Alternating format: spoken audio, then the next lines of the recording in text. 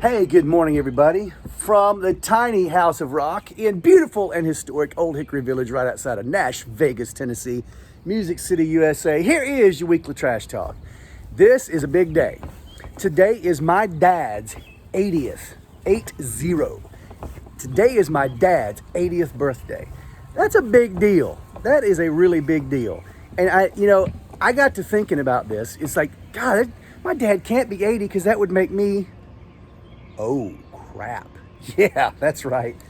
But, one of the things that I've been fortunate is that, I was one of those kids that was fortunate enough that when I was growing up, I still had all four of my grandparents living. I got to talk to them all the time. They lived close by and things like that. But you know what, as a society, one of the things that really bothers me, as my dad's gotten older, he's even talked about this, is that we've just kind of cast our elderly folks aside. Our society is all built up towards young people and going and spending money and buying this and doing that and all these things like that. I mean, and that's okay.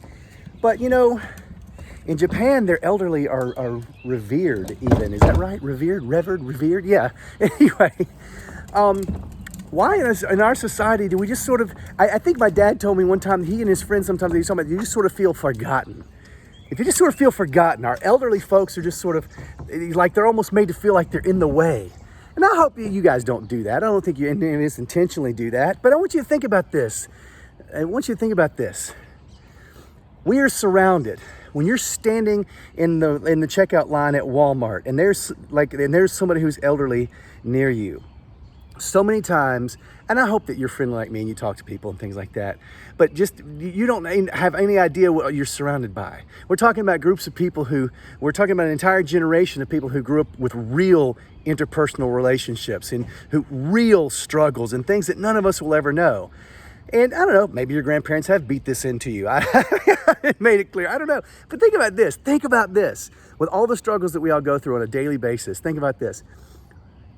You're probably surrounded by 10,000 years of real practical life experience on your street, in your family, even sometimes in where you work. I know my dad and some of his friends, they're still pretty hip and they still stay active and maybe they're even on social media and things like that. But just think about the million years we're all surrounded by of practical, real world experience and wisdom and knowledge. So my challenge to you this week is take a little time.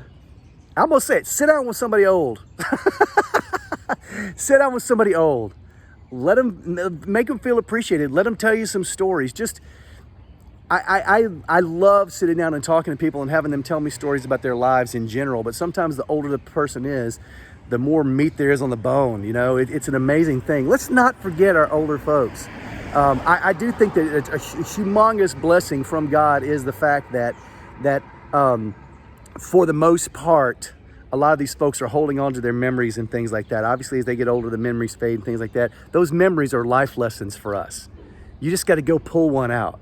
Remember that. 1,000,000 years of experience all around you. All you got to do is just ask somebody. So there you go. I know that's kind of a weird thing for us to kick off on a trash talk, but that's what's on my mind, and it's my trash talk. So there you go. So love on somebody old this week. You might learn something. Get out there, make it a great day. Remember, God loves you. I love you. There's nothing you can do about it. Peace.